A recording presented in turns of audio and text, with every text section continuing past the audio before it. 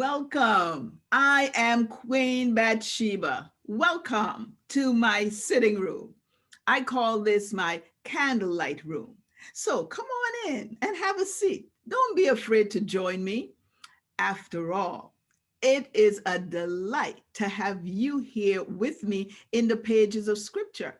Yes, absolutely. Because you see, I have a story to tell. It is the story of Christmas, but this is an unusual Advent story told from my perspective.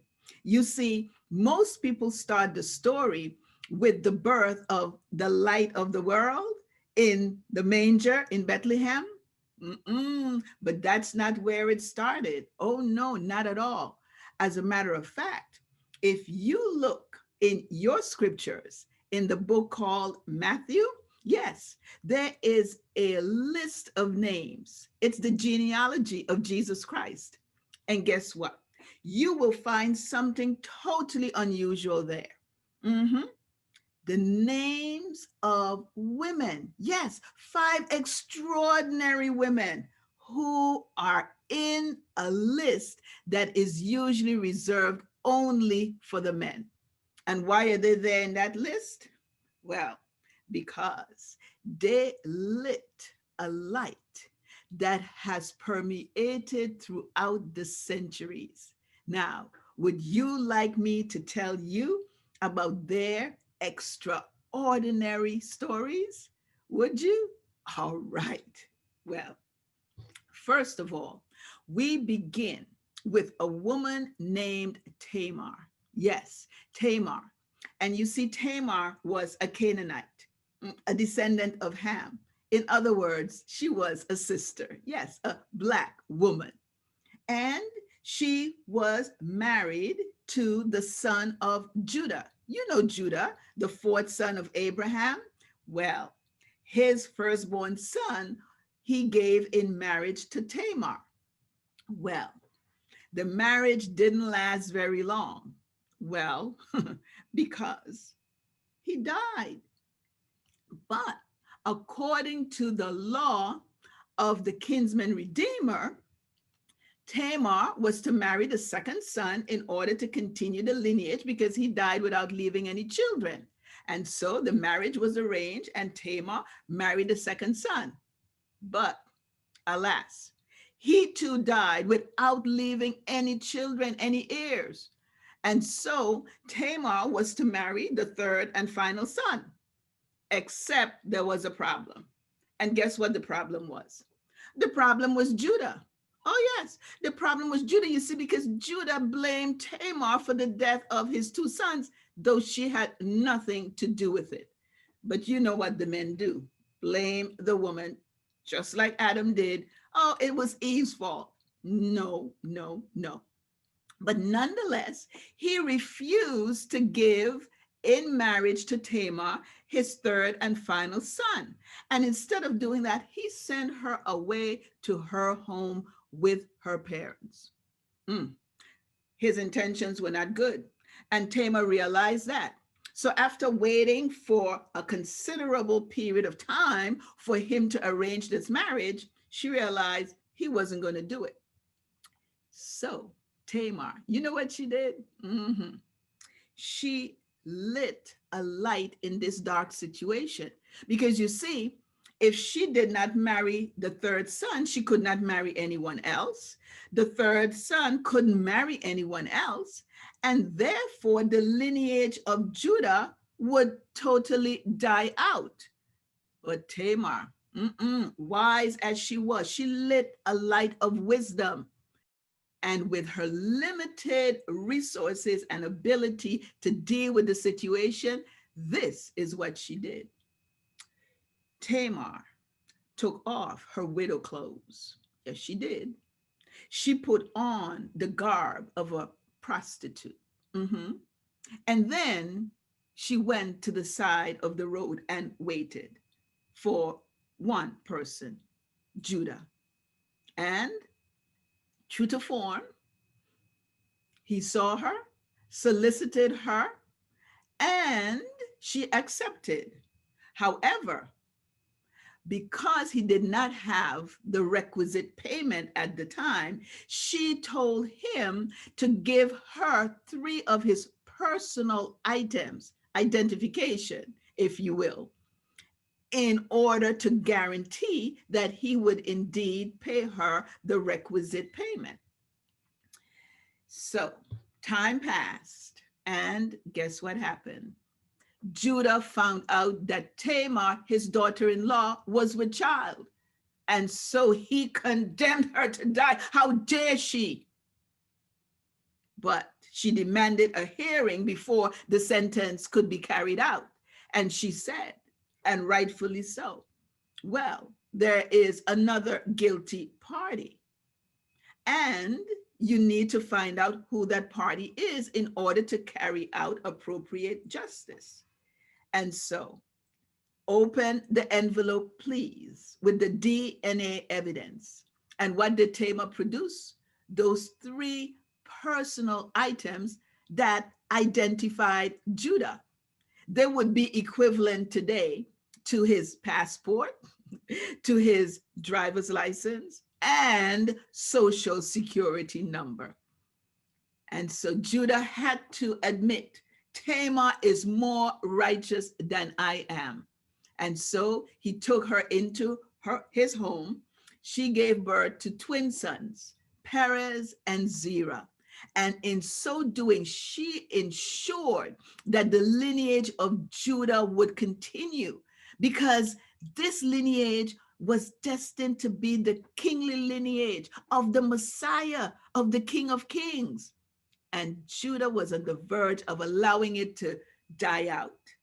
But in stepped Tamar, and because of her wisdom, she ensured the continuation of the lineage of Judah. And that's why this sister is named in the genealogy in Matthew chapter 1. But the story doesn't stop there. The next woman on the list is Rahab. Now, Rahab was also a Canaanite woman, a sister. Oh, yes, we are starring in this list. And so Rahab was an inhabitant of Jericho, and the Israelites were on the verge of coming in to invade the city of Jericho. You remember that story when the walls came tumbling down? But before that happened, Joshua sent two spies into Jericho. And guess where they ended up? At Rahab's house. Now, you need to understand, she's always referred to as Rahab the harlot. Yes, she continues to carry that addition to her name, except in the list in Matthew chapter 1. So, what did Rahab do that allowed her name to be listed in a place of honor in the list?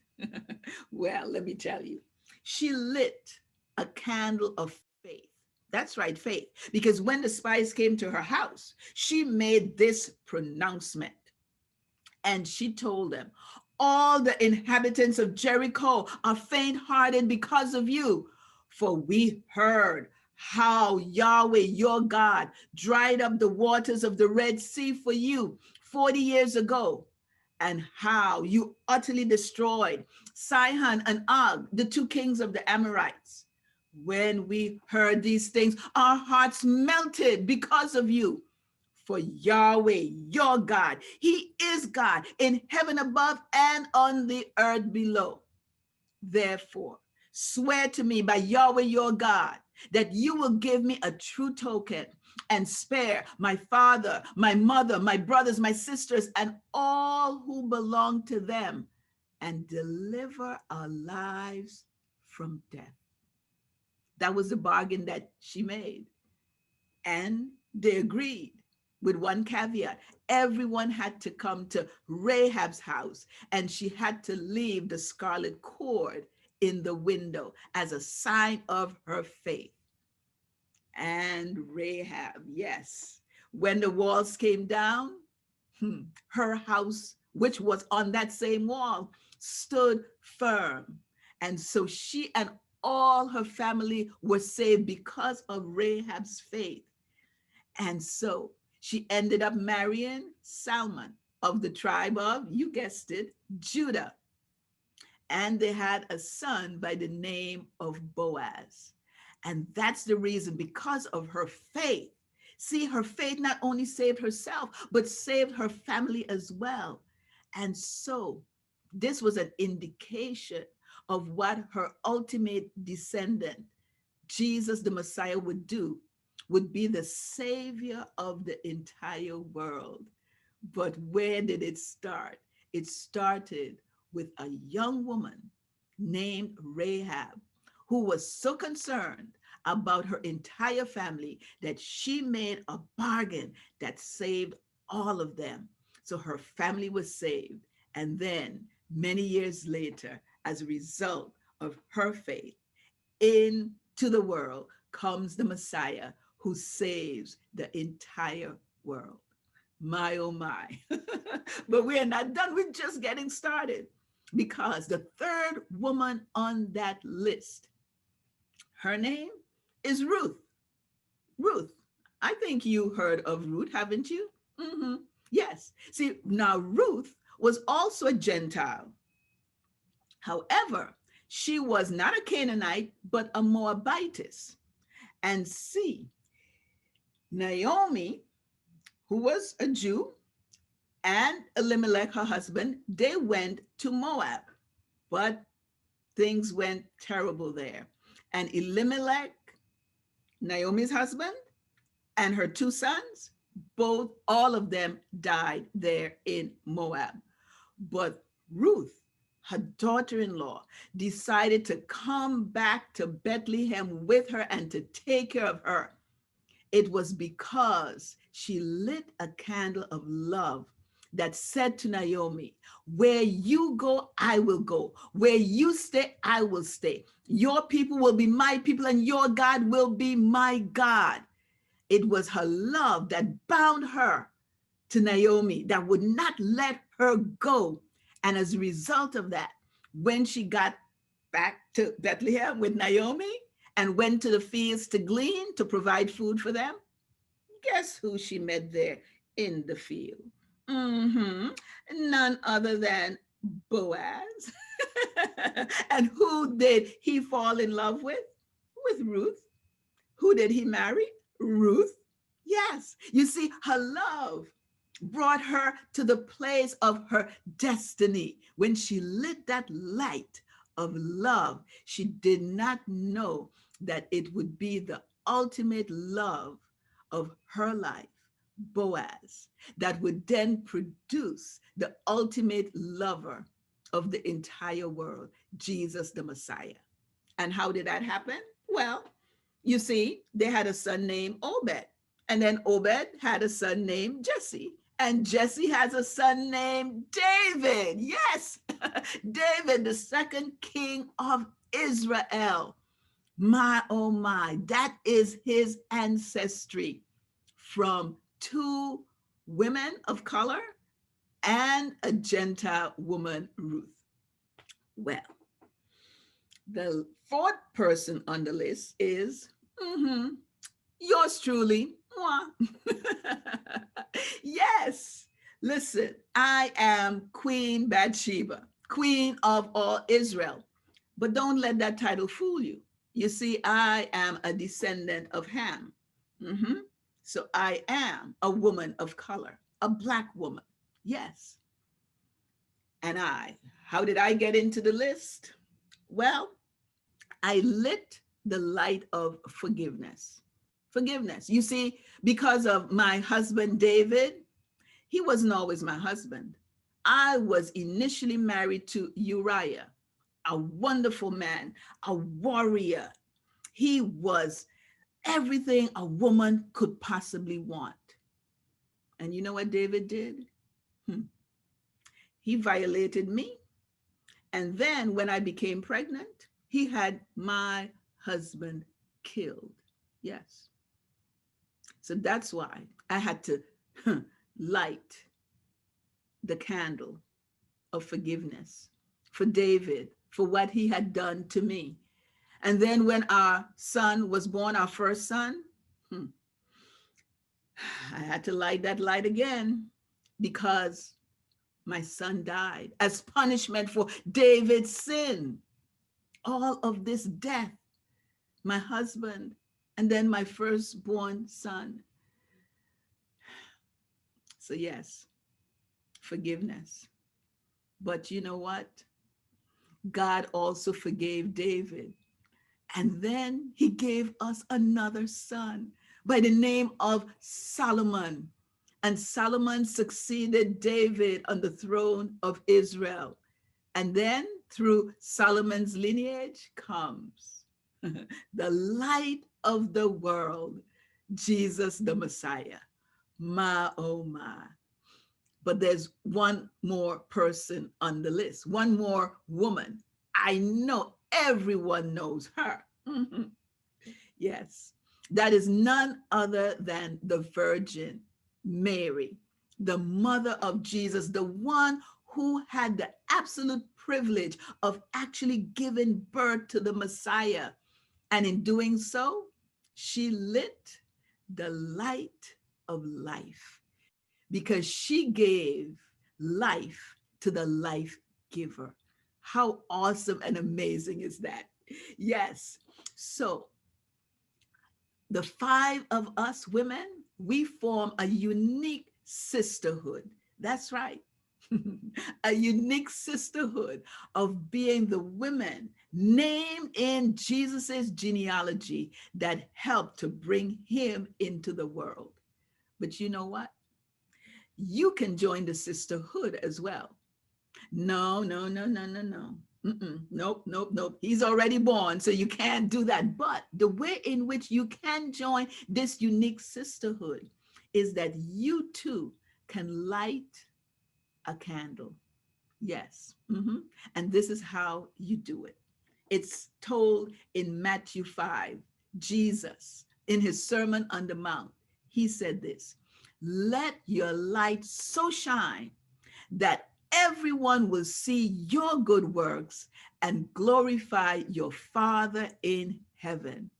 So if you, by your works and the things that you do that help others, that give light and life to others, if you would let your light shine and light the candle of light, the candle of light, and allow it to shine brightly for all to see, then you too would be able to join this unique sisterhood.